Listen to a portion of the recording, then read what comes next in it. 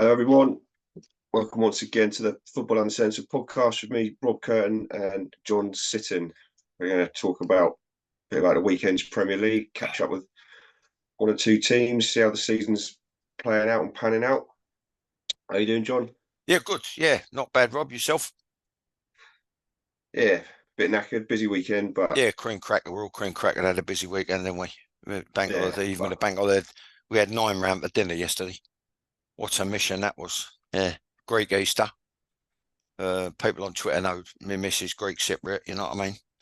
So it's been a tradition since I've known her. 48 years now. Where's that gone? Yeah, I'm but sure still I'm sure it managed was a to good day. Yeah, no, it was good. Yeah, but just tiring. Just cream crackered. When they went, I just sit in front of the telly, and then I said to me, I think I'm probably going to drop off, wake me up for match of the day. And that was it. Yeah, so she woke me up just about halfway through the news before it come on, yeah. So I managed to watch yesterday's games, watch the goals, just to explain things to our loyal little following. Lovely people that they are, good people that are interested in opinions. We've done a couple of podcasts last time, which is why we never followed up with anything in the week. So they know we've done 2 to compensate for not. We knew we wouldn't be in place last week. So we pick up the thread. 2 weekends to go. Yeah, absolutely. We talk. One thing we touched on in our double episode was the potential impact that Spurs were going to have on the title race. At the time, it was, I think Liverpool had a dodgy result and they were looking like they're slipping away a bit at the time. But they still had to play Spurs. Arsenal at that point still had to play Spurs, and City, of course, still have to play Spurs. So we were talking about potential a couple of weeks ago. Yeah. We've now seen 2 of those Spurs games and a Spurs game against Chelsea in that interim, and it's fairly safe to say they've impacted it all right, but not positive for Spurs. No, that's right. Yeah, I thought very. I mean, someone scratched the surface in the punditry.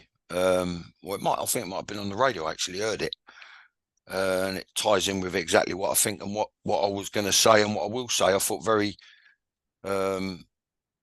tactically naive at best, and not very adaptable at worst. And they refused to budge and change their game plan against one of the fastest breaking teams in the Premier League, if not Europe, whereby they defended, or they tried to defend high, they press high, and it got to the stage where Liverpool kept pinching it back. They were playing very close to the halfway line. Liverpool got wide into them and played them at their own game and created quite a few opportunities. But then when Spurs did get into Liverpool half and they was up, they play so close to the halfway line, it leaves just so much grass in behind for the ball to the forwards, like Gakpo and Mo Salah and these type of people. And all right, Liverpool went off the ball, they pulled it back, a couple of goals, but I thought the result was a foregone conclusion.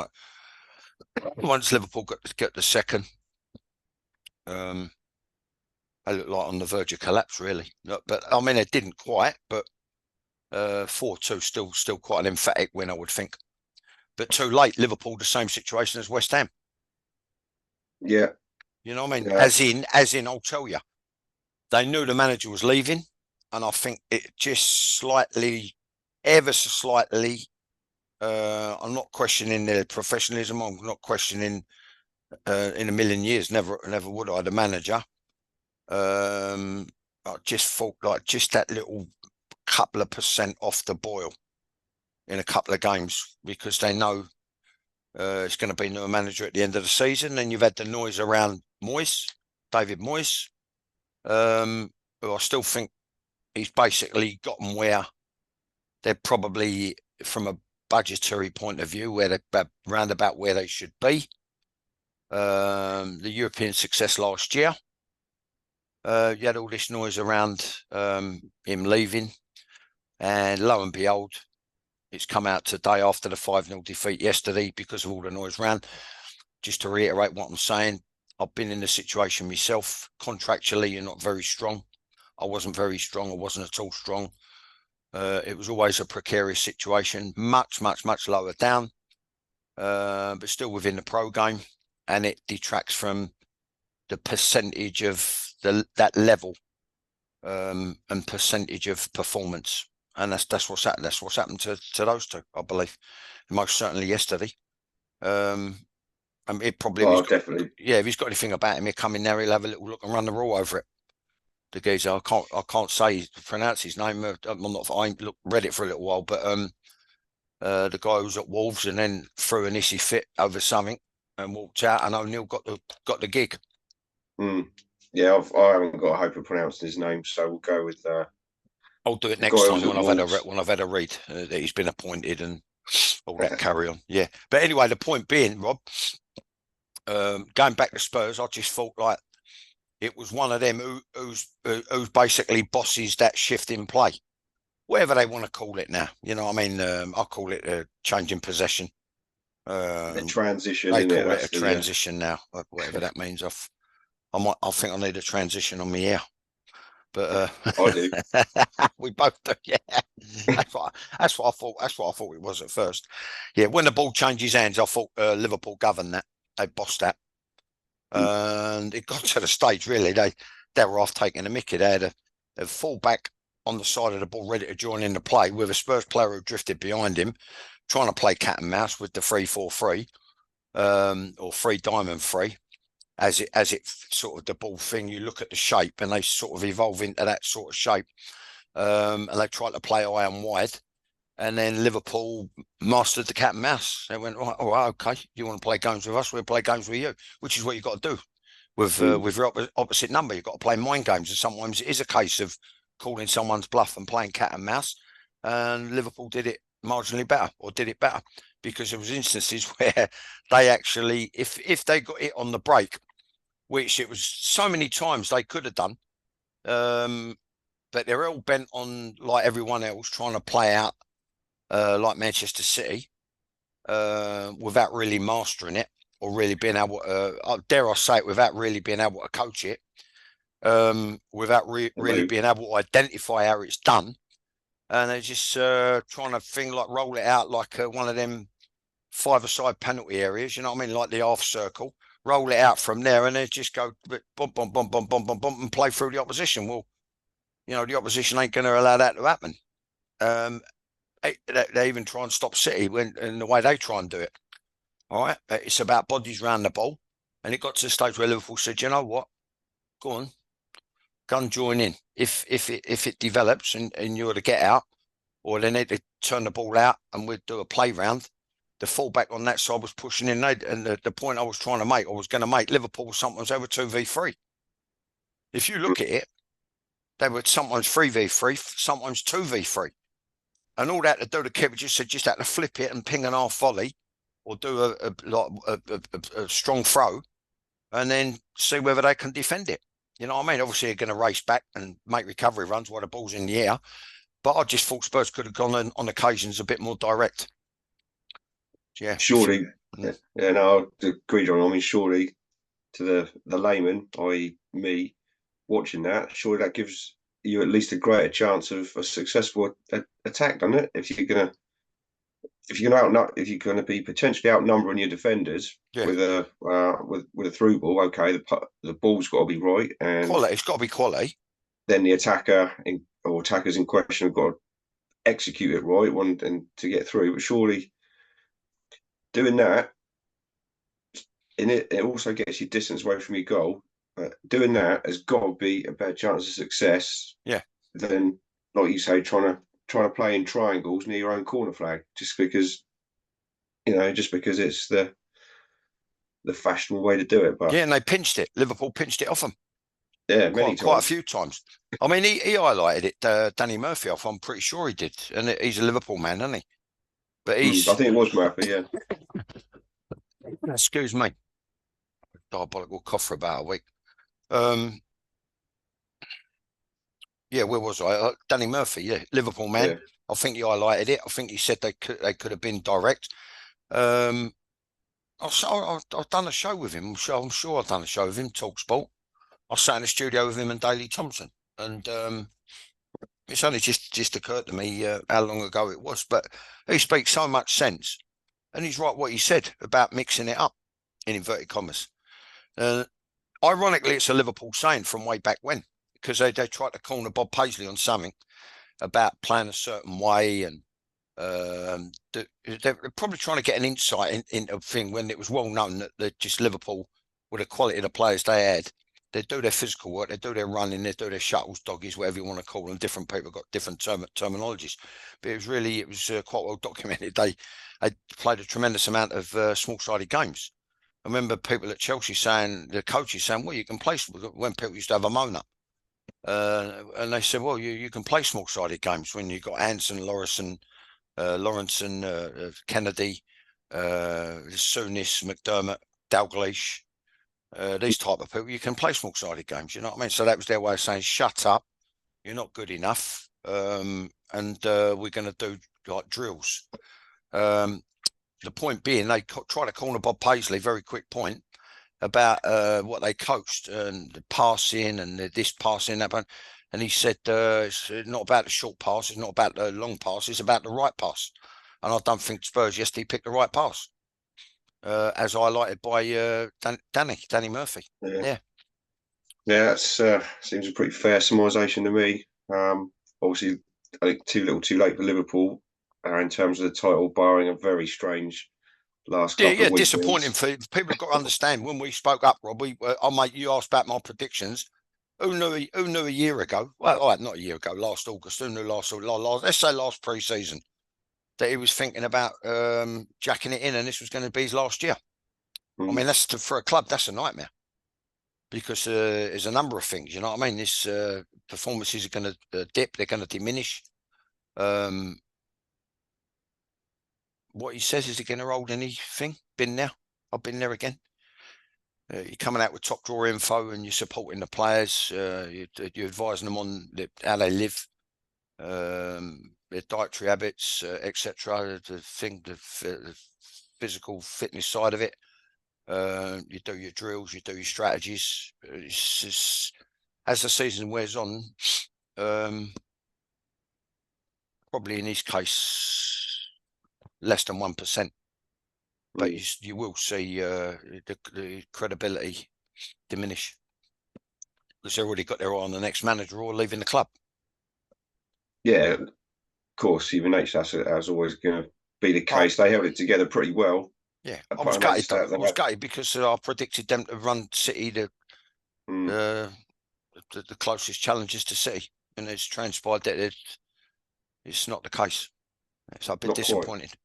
Not quite very close, but so by that, we can safely say, like I say, by an extraordinary set of results, it's between Arsenal and City now. And as we record, Arsenal are a point ahead. And but they got left. They got left. Arsenal have got, I think it's United away next week, and then Everton at home. Final game. City have got Fulham away, Spurs away, and then I think it's West Ham at home on the last weekend. But so what's the first one? Fulham. Who's the second one? What for City? Fulham away, Spurs away in midweek. That's their game in hand. Yeah, they won't lose any of them. And then West Ham at home on the final day. Yeah, they won't lose any of them. I reckon they get 9 points, and I reckon Arsenal will get 4. I think they might. I think one or the other is going to really put Arsenal to the test. I'm wrong. And if you're looking for a chink of any sort of chink of daylight, the only chance Arsenal have got is if, ironically, their biggest rivals take something off of City. That would be Spurs, but I can't see it. Well, having looked at, obviously having watched Spurs at the weekend, and we just discussed Spurs, and we touched on West Ham. We may go back to West Ham if we get if we have time. But having watched their performances this weekend, yeah, they're not taking anything off of Man City. And then Fulham, you got to fancy City to beat Fulham as well. So yeah, well, West Ham looked on. They're already on the beach. West Ham. I thought they were very unprofessional. You know what I mean? But that might be, yeah. Everything comes from the top. And I'm not talking David Moyes, I'm talking above David Moyes. Honestly believe certain things they shouldn't be let out until it's the last ball's been kicked. I know I'll still maintain, when I look at the amount of goals they showed the thing last night, and there's still 2 weekends to go, it's something like, it's knocking on the door of like nearly, I've done if my arithmetic's out, it's very ish, right? It's very rough. It's something like a 30% rise in goals. Yeah, It's ridiculous. You know what I mean? So when you look at the quality of the defending, you look at the fact that West Ham rely a lot on defending. And then I said that apart from Antonio, maybe Jared Bowen, that they're not really geared towards punishing teams on the break. And even if they do hit teams on the break and penetrate them, Antonio's not the greatest finisher, is he? And I'm just being honest here. Not the most composed of finishers. So now you're relying on Jared Bowen. It doesn't bode well for a good running to the end of the season. no. I just think the best that can be said about him yesterday is really and truly in terms of not being overcritical. They were just like a couple of yards off the pace, 2 yards off the pace, and Chelsea were first to everything. And it could have been more. I mean, I thought it was harder to hit the woodwork for Conor Gallagher. Got 2 yards out, hit the bar, didn't he? Yeah, I think so. Somehow. Yeah, but he did get a good goal as well. But I'm looking at it. West Ham looks shambolic. They look like already they've got 2 games to go. Like everyone else, some have got 3. They look like their minds are elsewhere already. Yeah, and with the news about, well, how much they knew already, you don't know, do you? Unless you're inside the dressing room. But with the news about the manager being confirmed today, that could go one way or the other for the last 2 weeks, couldn't it? Yeah, I'm pretty sure I'm right in saying it's well over a month ago that talk was in the media about West Ham not renewing his contract. Yeah. Right? The manager's contract. So straight away, they're like, here we go. You know what I Yeah, mean? messily handled, I think, by the West Ham board. I'm certainly no fan of theirs. Yeah, leave it till the end. Leave it till the last ball's kicked. And then just say, look, we're not going to renew your contract. We're going to release a statement. They call him in. He gets his final bit of money. If I'm in now, I don't know. What does he do? Where does he go from now? You know what I mean? He might slip down into the Championship. Can't see him having another Premier League job. There's so much more to life out of football. After the European thing, I'd have been tempted if I was him to just cut and run. Leave an indelible mark on West Ham's history. They hadn't won a trophy for X amount. They haven't won a European trophy for X amount again. And he done both. Knowing what I know now, Venners used to say it, leave them smiling. Smiling. Yeah, I made the mistake of leaving everybody growling, but he said leave them smiling. I thought that would have been a good move for him, a good out. And then he might have gone on to get another job. But now I think he should just obviously that gets offered something new. They love the lifestyle. They definitely love the money. The money's unbelievable. Who's not going to take it? But that's probably it now. Just enjoy your family, enjoy your retirement, have a nice time. Go to games if you want to go to games. There's a lot of life outside of football, and you got to understand at every level. Running a football club is very cliched, but it's the truth. All right, you do get some sleep, but it is a 24-hour day thing, and there's always something going on in your nut. I can certainly believe it. You mentioned about the amount of goals scored. I'm trying to, while we've been chatting now, I've been trying to remember the graphic. I think it was 1,300 and something. Yeah, which is already with 2 weekends left. I think it was about 200-300 goals more than the previous high. So it's the amount of goals that have gone in this season. Yeah. So both scored and conceded. Yeah. In West Ham, we speak about West Ham. They've let in 70. That's ridiculous. Sheffield United let in. They've got to 100. They've been struggling for a centre back for ages. West Ham. Yeah. People sing the praises of so and so and so and so and so and so. I just think they've been crying out for someone to hold it all together. Yeah. And boss Sheffield people.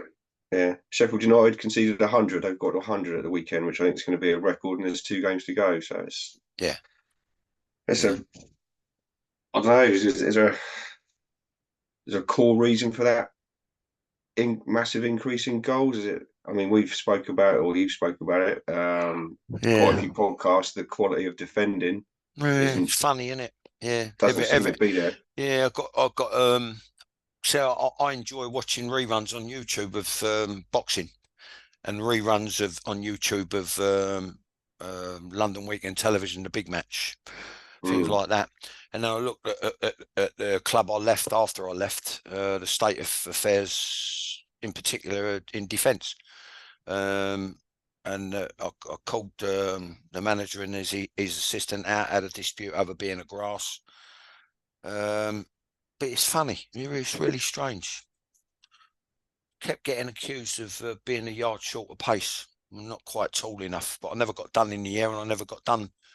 Very rarely, very rarely, as in like less than 1%. Never got done on the turn. Never got done in and around my own box. Never got done in and around the penalty area. And I look at some of the quality of the defending after I left the club concerned, Chelsea, and then I look at some of the defending now, and it's laughable. I just think I was bombed at the wrong time. yeah, Because even if you've got uh, rather than being talked up like other people were, I was around. They went on to have 85, then £850,000 moves. If you if people are suspicious, managers are suspicious. Although, me personally, I can never make out why it is I kept getting picked. If they were that suspicious of me getting caught out, and I was called an enigma by one manager. He just said you do things that are just unbelievable at times, and then I think, what's he doing now? So that's my sweeping generalisation, an oversimplistic view of being an enigma under Keith Peacock, which is what he called me. Honestly and truly, I can never make out why it is I kept getting picked, if that was the case. But you look at it now, and I'm just thinking to myself, if you replay stuff in your mind and they were wrong, 100%, right? 100%.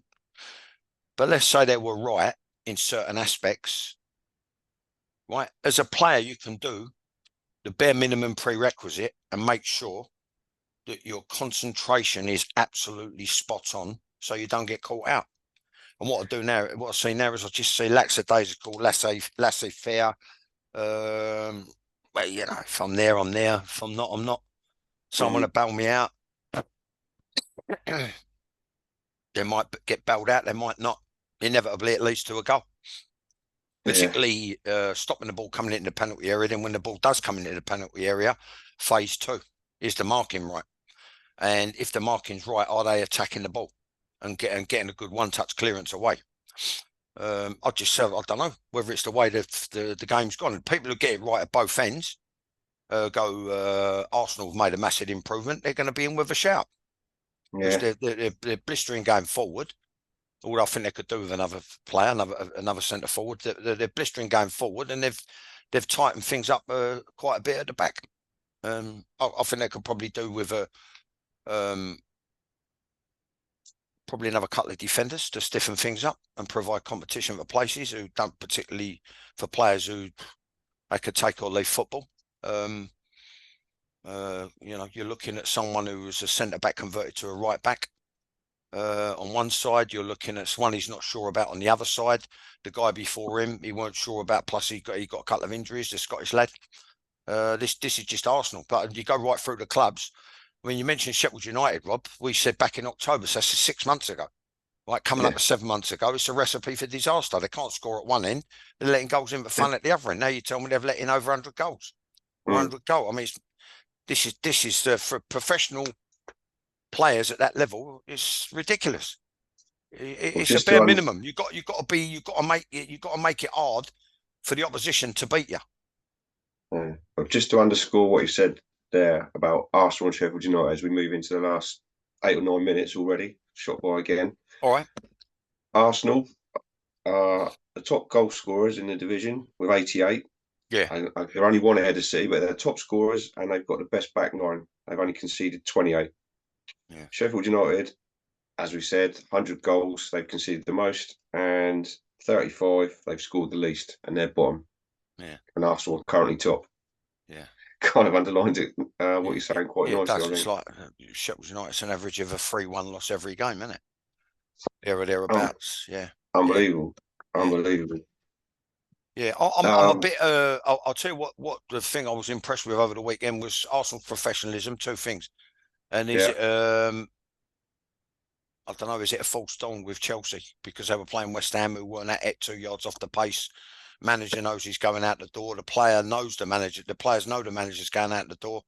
And I'll be honest, they look like they couldn't be asked when I look at some of the defending. Chelsea looked a couple of yards sharper. Is that down to their appetite? If that's down to their appetite, why couldn't they provide it earlier in the season? More consistency yeah, in the season.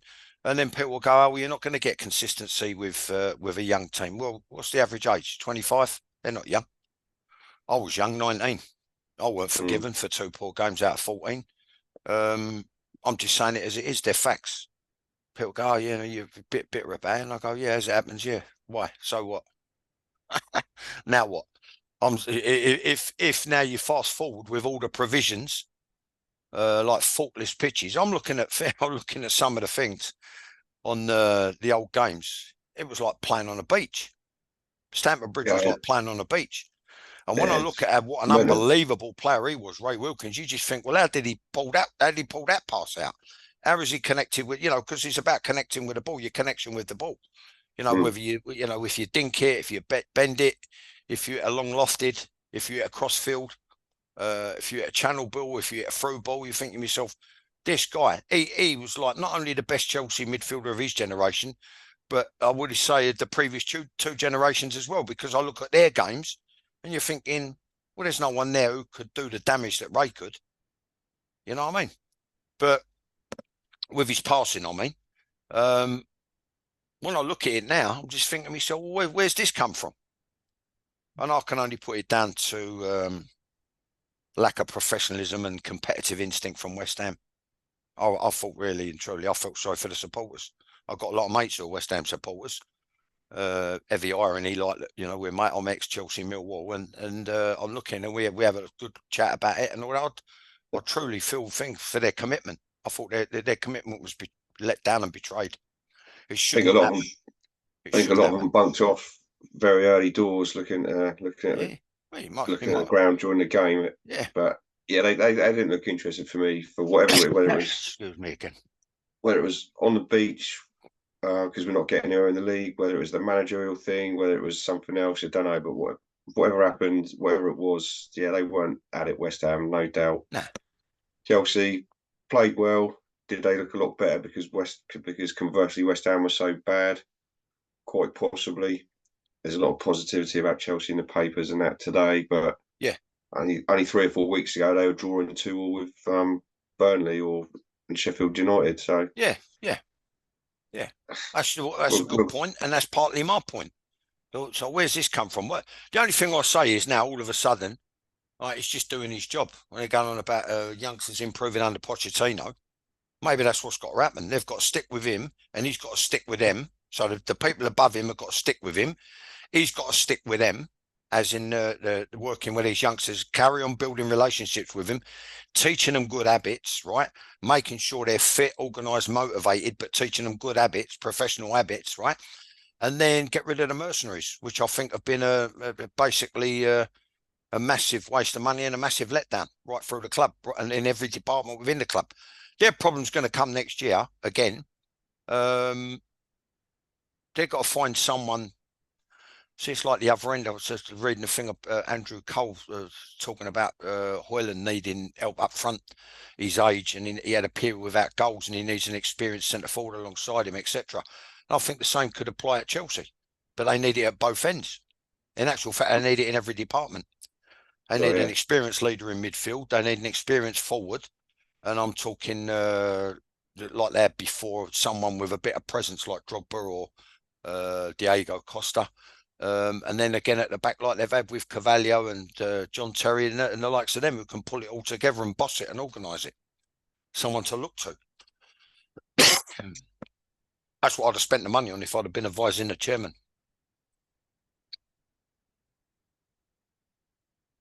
John, I've lost you on visual.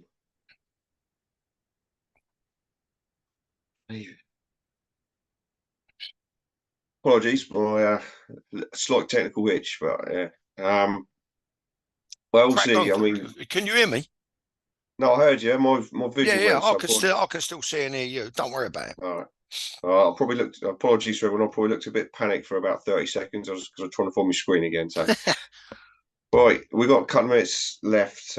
Chelsea picking up that. Yeah, look, I think their big decision is obviously to stick or twist with Poch in it, and it'll probably tell us a lot more about the way the owners think, whichever way they go with that.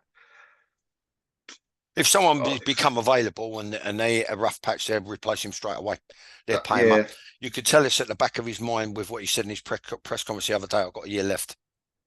That was part of his diatribe with regards to what he said. I've got a year left. It's up to this, this, and this. But you can tell it concerns him. And that could be a telling remark. Yeah, it could be. Yeah, because he is money to Chelsea. As it's proven in the past, is for things. So if it means improving things, but in his defence a little bit, I think it was out of his control. But then he knew, like I was told I did, which I didn't. Supposedly you do your background checks and your due diligence. You know what you're taking on when you take the job. Yeah, absolutely. Maybe he should have done. And maybe it's him that should have been trusted with some of the money. Yeah. Well, we shall see. We are definitely into the last minute, so I want to make sure we get in there. Yeah. Get in. Thanks to everyone for watching, and yeah. please continue to do so. We'll be here until the end of the season at least, and hopefully maybe get some in during the Euros as well. So, but for now, thanks very much, everyone, from me, and good night. Cheers, Rob. Thanks for your time, mate, and thanks everyone out there that tunes in. Yeah, we get stuck into the Euros, definitely. Yeah, something a little bit different. Just a very quick topical bit before it runs out of time. It's currently Crystal Palace 4, Man United 0. Goodness me, we haven't even touched on them. What a disappointment they've had. Maybe next week. Man United, what a season they've had. Maybe next week. Yeah, without doubt. Yeah. All right, mate. Cheers, John. See you later. See you later. Rob. Tell mate.